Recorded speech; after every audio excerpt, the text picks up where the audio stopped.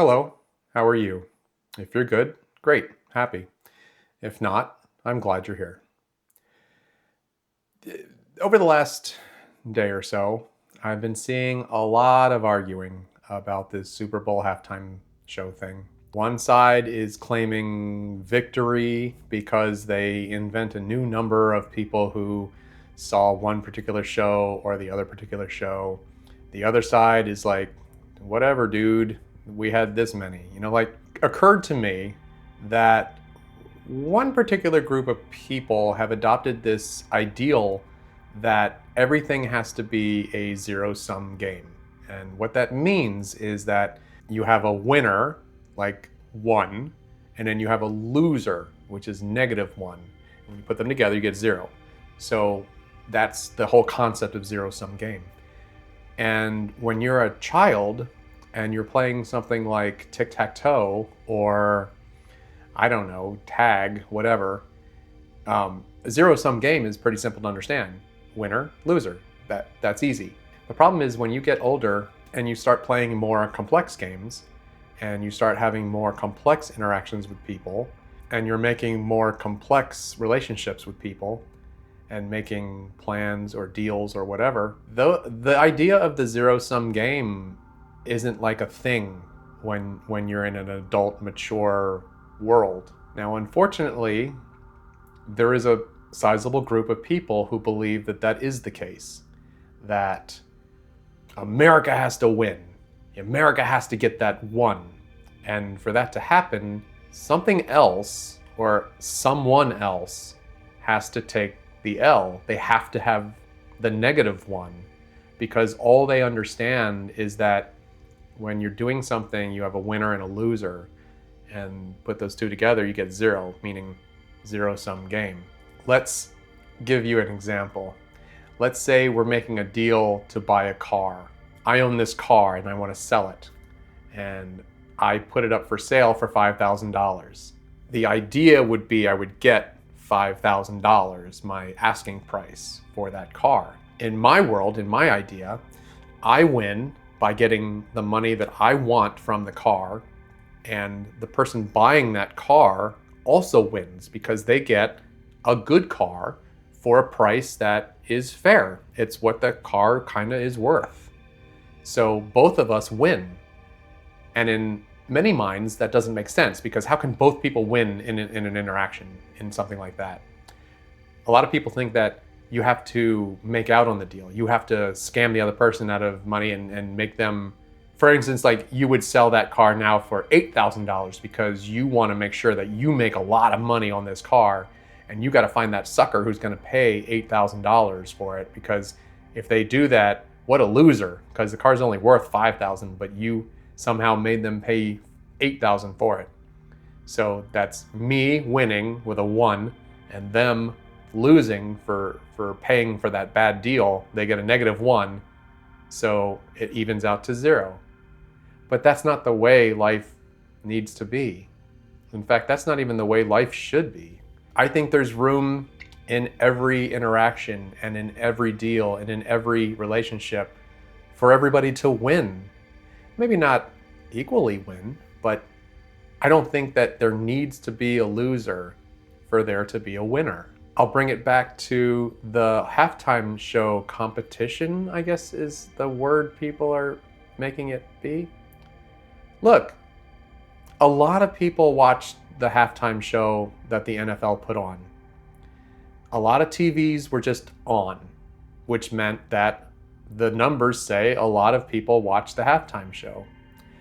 And the other show, the TPUSA show, they actually have real numbers because however many people watched it on YouTube or the other streaming service or whatever, they had pretty real numbers. And it makes sense because anybody who actively tried to watch it at that time, it makes sense. 5 million, 6 million, who cares? Doesn't matter. The numbers don't matter. But the argument now is that, they've now streamed it from YouTube like 25 million times. Like that number means something. Even though the Apple Bad Bunny halftime show now has nearly 60 million views. And they're arguing that There's video from people at the stadium during that time, and they weren't even paying attention to the show. Or everybody was saying, oh, well, people just go to the bathroom and refill their beer and do other things. They weren't really watching the halftime show. It just happened to be on TV. So like it's so weird that they have to figure out a way to get that one, and they have to figure out a way to make the other side get that -1, because they do not understand how they could win while another side could also win. I watched both of those shows. I talked about it yesterday. They were both great. I mean, they were great in different ways. I preferred the actual NFL The Bad Bunny show, only because I got a lot of different things out of it than I did from the pre-recorded, some lip-synced, whatever show that Turning Point USA did. That doesn't mean I didn't like it. I still liked it. I just didn't like it as much as the Bad Bunny show. So if I'm keeping track, I don't have to hate the TPUSA show in order to say that I really liked the NFL Bad Bunny show. But so many people feel like they have to do that. It's like you have to pick a side, and if you admit that maybe you like a little bit of something on the other side, then that's some existential crisis that you can't figure out. Look, we are divided enough. There is no reason why everything has to be a zero-sum game. You're allowed to like different things. You're allowed to like different people. I mean, we just arbitrarily pick these sides to be on for whatever reason. It was okay to enjoy the football game and cheer for great plays from the Patriots and cheer for great plays from the Seahawks. It was okay to not have to pick a team that you needed to win in order to make you a winner. That's silly. That's ridiculous. Like when somebody says, oh, who do you want to win? I say, I don't care. I want to see a great competitive game that's exciting with lots of great plays and athleticism and just a wild, dramatic, awesome story on the field. That's what I want to see. Because that's the whole point of this sport, is to entertain me. So why would I limit what I will consider as entertainment because none of my teams are in the game, or I have to choose who I want to win, and then extend that into who I want to win at this halftime show? Screw it then. I'll choose the puppies, and there's jokes going around that more people watch the Puppy Bowl than they did the Turning Point USA show. But I mean, honestly, who cares? It's not a zero-sum game, and neither is life. If you're in a relationship with somebody, it's not a zero-sum game. You're supposed to both win all the time. If you are making a deal with somebody, you don't have to make that person lose in order for you to win. It's unfortunate that we have a leader, and that leader has lived his entire life counting up wins and losses, and honestly, never admitting defeat, ever, not even one time. Never admitting that he's ever been that -1, that loser. Because in his mind, there must be a loser and there must be a winner in every deal, in every relationship, in every circumstance. That belief is filtered down to all of the supporters. And what a toxic way to live your life, to think that someone must lose for you to win. That's gross. I don't like that at all. I want a world where everybody can win. So I guess what my wish would be is if our whole world would figure out that this is not a zero-sum game.